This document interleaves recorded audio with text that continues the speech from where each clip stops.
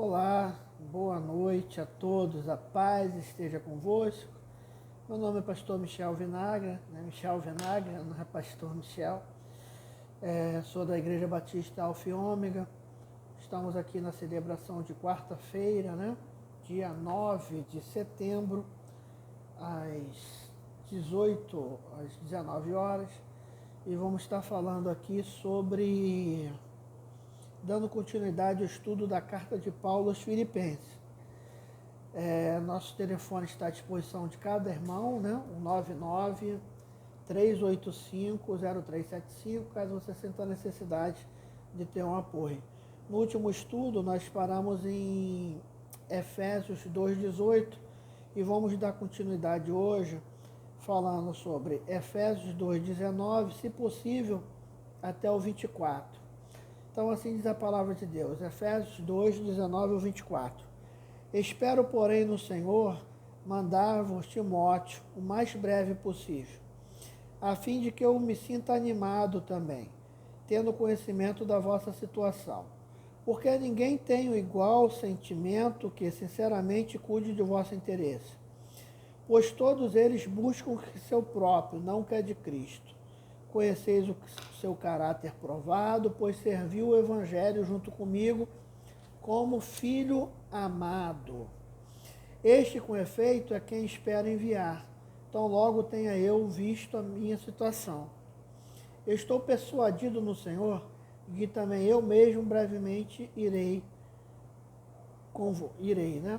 Então, meus irmãos, hoje nós vamos estar falando sobre zelo, A carta de Paulo aos Filipenses é uma carta muito voltada à felicidade, mas também da devoção do apóstolo com a Igreja de Cristo, o zelo apostólico.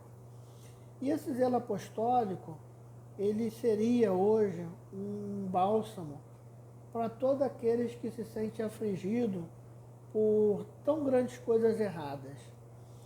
Porque é uma questão do homem, observar na folha branca a mancha, e não às vezes ver que tem uma folha completamente branca e ignorar a mancha. A mancha às vezes pode representar 1%, menos do que isso. Mas isso está dentro de nós não podemos lutar tanto conosco. Então, quando nós vemos tantas coisas ruins, coisas já previstas, a Bíblia diz que o homem, ele peca, ele é destruído porque lhe falta conhecimento. Então, até as pessoas, nos últimos dias, haverá comichão no ouvido com a sã palavra, haverá pessoas que vão estar pregando o Evangelho de uma maneira mercantil.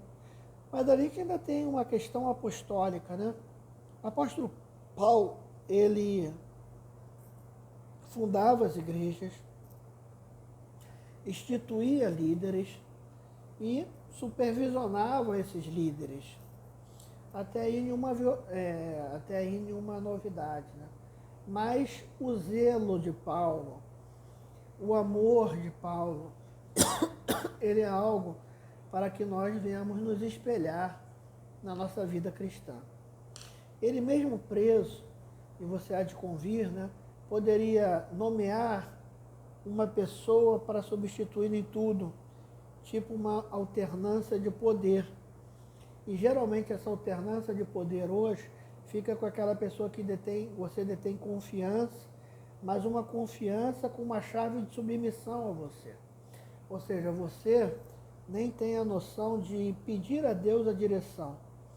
Porque filho de pastor não é pastor.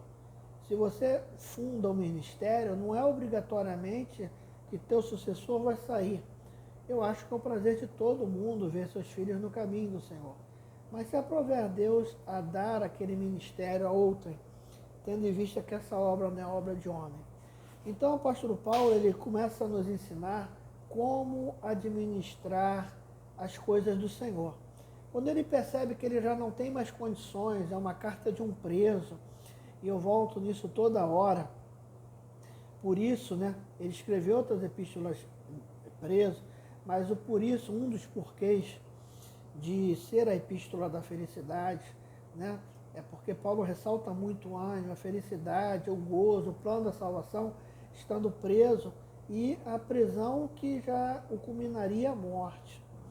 Então, quando nós vemos aqui essa questão, nós vemos um Paulo que chega, ele escreve a epístola, mas ele fala, olha, eu não vou conseguir dar continuidade.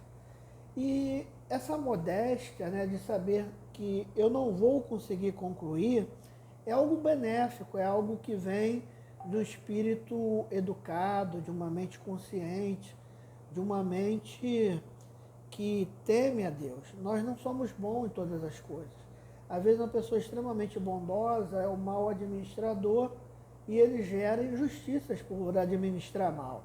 Às vezes uma pessoa que é um exímio administrador, ele não consegue trazer um ambiente humanizado, porque ele administra muito bem os recursos, mas ele não tem a empatia necessária à dor do próximo.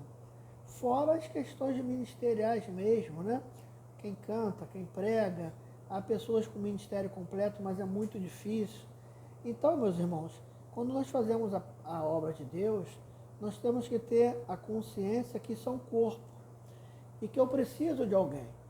E se isso é um corpo não vive sem um pescoço, né? O apóstolo Paulo é tão delicado em Coríntios, quando ele vai definir isso, ele fala, olha, os órgãos que tem, por mais, indecorosos, são essenciais, talvez se referindo aos órgãos genitais, né? Todos os órgãos do corpo são essenciais. A gente vê quando está com dor, né? Furou o dedo, furou não sei o quê, um problema no rim. Então a gente vê que é um corpo onde que Cristo é a cabeça. Então vamos sair da questão do eu faço, do eu sou insubstituível. Paulo, ele tem zelo no sentido de reconhecer que ele não conseguiria mais dar conta só, de fazer uma transição, ainda que o termo possa não ser correto, que ele não estava abrindo mão do seu apostolado, mas colocar ali alguém que também detinha a autoridade suficiente para dar continuidade. E fora isso, o apóstolo Paulo também estava reconhecendo que a obra é do Senhor. Então muitas pessoas boas padecem porque não sabem delegar funções, porque não confiam em ninguém. Então, meus irmãos, zelo também para ver uma pessoa, porque você não pode também ser o sentido oposto, bota qualquer um. Então o apóstolo Paulo, ele vai, hoje a mensagem maior é zelo. Tenha zelos com as coisas com que o Senhor lhe deu, como nós pregamos na parábola dos talentos, né? Não enterre talento, ainda que seja um, você está dentro de uma serventia com milhares de servos, então, ainda que foi pouco que ele foi confiado, agradeça porque você saiu de uma multidão e já foi dada a você uma visualidade, e aquele que é fiel no pouco, ele também será sobre o muito. E ele vai falando, olha, ele começa apresentando Timóteo, dando as características de Timóteo, né? Ele vai falando, mandar Timóteo o mais breve possível, ou seja, eu tenho pressa, eu tenho tão zelo por esse apostolado, por a igreja que está em Filipenses, na cidade de Filipos, que eu vou fazer isso rápido, né? Eu vou empregar todos os meus recursos. Então você já vê como administrar a obra de Deus com zelo. Porque zelo não é dar o melhor, é dar o seu melhor. O seu filho não vai ter o melhor, talvez ele nunca vai ter um iPhone, talvez ele nunca vai ter a escola que você queria dar, mas ele vai ter o seu melhor. E quando você dá o seu melhor, pode ser um carrinho, pode ser um origami, ele vai te amar. E quem é pai e mãe sabe que o filho nos ama quando nós empreendemos tempo, nós empreendemos espaço, quando nós empreendemos esforço, quando nós empreendemos atitudes louváveis que nos levam a credenciarmos como pai. Então, ele vai descrevendo Timóteo, Filipenses 2:20, porque ninguém tem de igual sentimento, ou seja, depois ele vai falar 21, pois eles buscam o seu próprio, ou seja, eu não vou buscar ninguém que está buscando o que é próprio de si, mas o que está buscando as coisas do Senhor. Conheceis, e ele vai falar, agora eu faço o credencial, mas eu submeto ao seu julgamento, né? provai, conheceis o caráter provado e serviu o evangelho comigo quanto ao filho e o pai. E ele vai falar o 23, este com efeito é quem espera enviar. Então logo eu tenho visto, esperando, persuadido no Senhor de que também eu brevemente irei, e não foi. Então você vê que até o apóstolo Paulo pensava que iria, mas não foi, ele morreu. Então, zelo e esperança. O apóstolo Paulo vê uma igreja que necessitava de correções, administrações, que estava triste porque ele estava preso, mas ele começa a dar um contorno. Olha, tudo aquilo que a gente aprendeu do 1 até o 2,18, eu vou também enviar Timóteo. Apresenta as credenciais de Timóteo. Ó, Timóteo é filho de não sei quem não.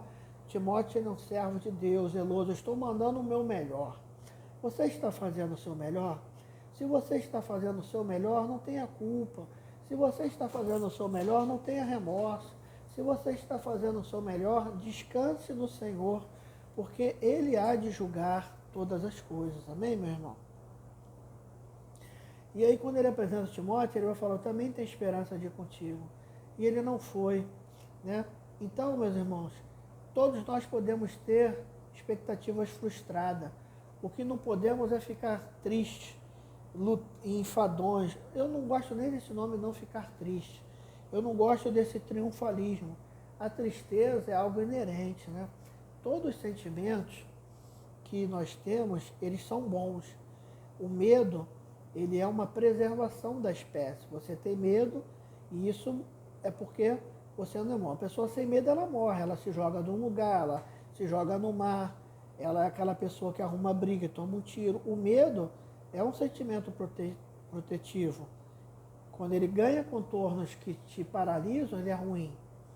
A tristeza, ela é um sentimento bom, ela é um sentimento de genuflexão, ela é um sentimento que você faz ponderações.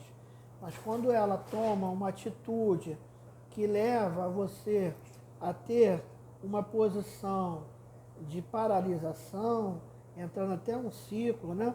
Porque a gente demonizou muito a depressão, né? Então, a gente tem que entender que há substâncias, né, neurotransmissores no nosso cérebro, como a noradrenalina, o cortisol e outras, que se tiver em descompasso com o nosso organismo, muitas vezes por um baque exterior, gera tristeza, gera um estado depressivo. Então nós podemos sim estar tristes, mas temos que reagir, né? A ansiedade, que é o mal do momento, ela é boa. Você chega para uma pessoa que ela não tem ansiedade, você fala, ó, esse prédio vai pegar fogo. Aquela pessoa morre ali, queimada, que ela vai lá, se ela tiver que limpar a sala do prédio, ela vai limpar, depois ela vai tirar o que ela acha importante e morreu. Se você pega uma pessoa extremamente ansiosa, ela vai e se joga da janela. E a pessoa ansiosa com ansiedade normal, ela abre a porta e desce correndo as escadas. Então perceba que todos os elementos naturais são necessários. Agora a questão é a desproporção. Então tenha esperança, mantenha-se firme e ainda que você não consiga, regozije-se, porque foi o propósito de Deus maior. O de Paulo, se nós olharmos para o olho carnal, mas pastor, Paulo morreu, ele queria ir e morreu, mas ele estava com Cristo, ele foi glorificado. Ele mesmo escreve, olha, eu não sei se eu prefiro estar com Cristo na sua glória ou estar um pouquinho com vocês.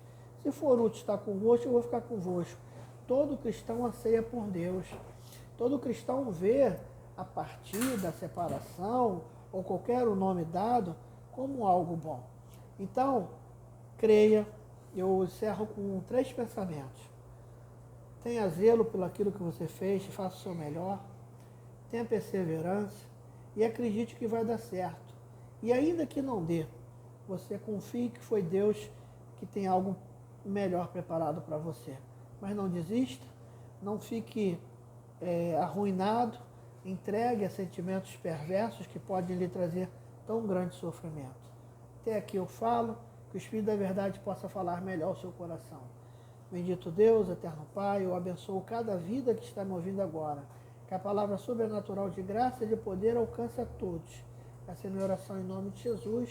E que o amor de Deus o Pai, a graça maravilhosa de Jesus, o Filho, e a doce comunhão do Espírito Santo de Deus esteja sobre a tua vida, não somente hoje, mas para todos sempre. Amém. Deus te abençoe. Até sexta-feira, se o Senhor permitir.